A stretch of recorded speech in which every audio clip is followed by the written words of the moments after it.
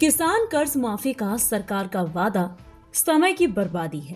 राज्य में स्थानीय निकाय चुनाव जून तक होने हैं, इसीलिए सरकार ने किसान कर्ज माफी के लिए जून तक का समय बढ़ाने की मांग की है। अमीर किसान, गरीब किसान, बड़े जोत वाले किसान, छोटे जोत वाले किसान के वर्गीकरण के नाम पर सरकार किसान कर्ज माफ पर फैसला लेने में समय बर्बाद करने की कोशिश कर रही है। राष्ट्रवादी कांग्रेस पार्टी के शरद चंद्र पवार गुट के सांसद अमोल कोल्हे ने इसकी आलोचना की है।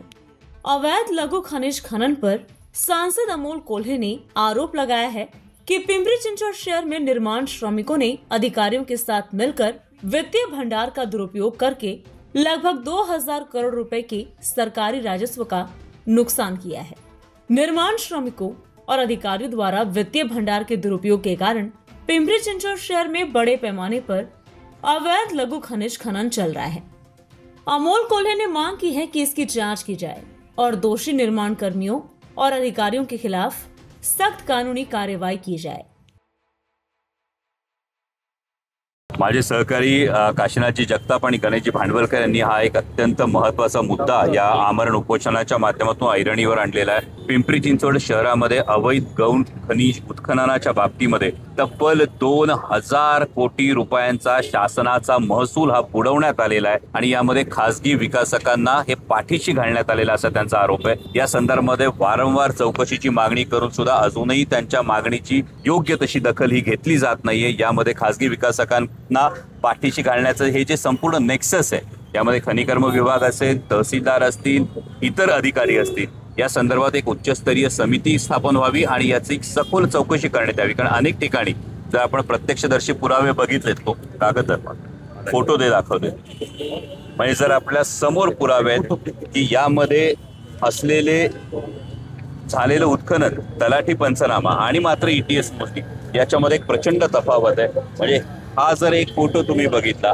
आणि या फोटोची जर मेजरमेंट जी केलेली आहे, यातल्या गाडीच्या अंतरावरून तुम्हाला एकूण अंतर किती असेल या अंतराचा अंदाज येऊ शकतो। या ठिकाणी अधिकाऱ्यांनी फक्त पाण्याचा प्रवाह आहे असं दाखवण्यात आलं आणि या गाडीची जर आपण उंची आणि या गाडीची लांबी जर बघितली, मात्र अधिकाऱ्यांनी देत असताना फक्त 140 फूट आणि 30 फूट असं याच्यामध्ये ही मोजणी दिली।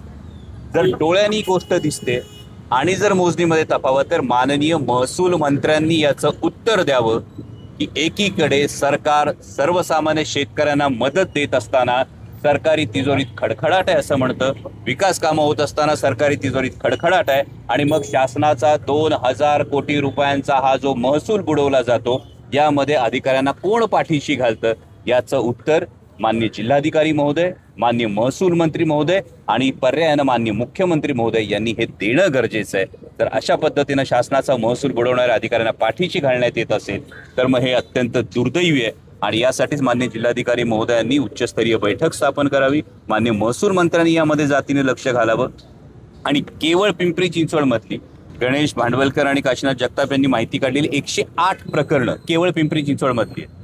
इतर पुणे जिल्ह्यातली अजून जर गोष्टी समोर आल्या तर खनिकर्म विभाग असेल आणि हे प्रशासनातले अधिकारी असतील, यांचं जे संपूर्ण नेक्सस आहे उघडं येईल आणि याला जर याच्यामध्ये लक्ष घालण्यात आलं नाही तर राष्ट्रवादी काँग्रेस शरदचंद्र पवार पक्षाच्या माध्यमातून संपूर्ण जिल्ह्यामधलं पोलखोल आंदोलन या संदर्भात हे भविष्यात उभं करावं लागेल। आणि विरोधी पक्ष या नात्यानं याची संपूर्ण जी पोलखोल आहे ही पोलखोल या भविष्यात केली जाईल आणि त्यामुळं तातडीनं माझी पुन्हा एकदा विनंती आहे माननीय महसूल मंत्री महोदयांना, माननीय मुख्यमंत्री महोदयांना की असे भ्रष्टाचार पाठीशी घालण्यापेक्षा या कोणत्याही अधिकाऱ्याची हयगय न करता निष्पक्षपातीपणानं चौकशी करावी आणि दूध का दूध पाणी का पाणी करावं। जून पर्यंत मागण्या मान्य होतील या नाण्याची एक बाजू आहे, नाण्याची दुसरी बाजू आहे की तोपर्यंत स्थानिक स्वराज्य संस्थांच्या निवडणुका होऊन जातील। त्यामुळे सरकारच्या या हेतूविषयी नक्कीच एक मनात शंका आहे की प्रत्येक वेळी त्याचे निष्कर्ष काढले जातील। गरीब श्रीमंत, श्रीमंत शेतकरी हे कोण याच्यामधला जो एक पुन्हा अभ्यास करण्यासाठी हा वेळ काढण्याची तर ही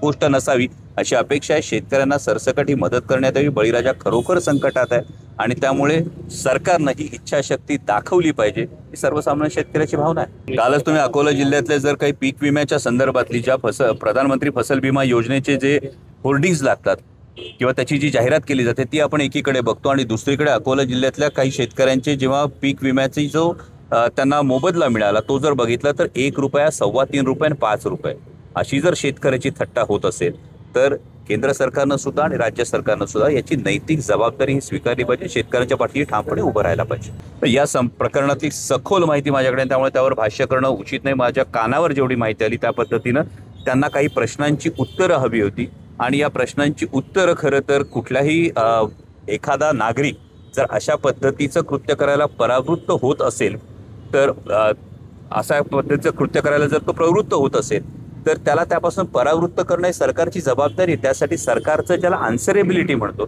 ती आन्सरेबिलिटी ही समोर येणं गरजेचं होतं. त्यांनी जे प्रश्न विचारले या प्रश्नांची उत्तरं सरकारनं देणं सरकारचं खरं तर नैतिक कर्तव्य, कोणत्याही नागरिकाने विचारले. या केसमध्ये मला सखोल माहिती नाही त्यामुळे त्याविषयी मी भाष्य करणार.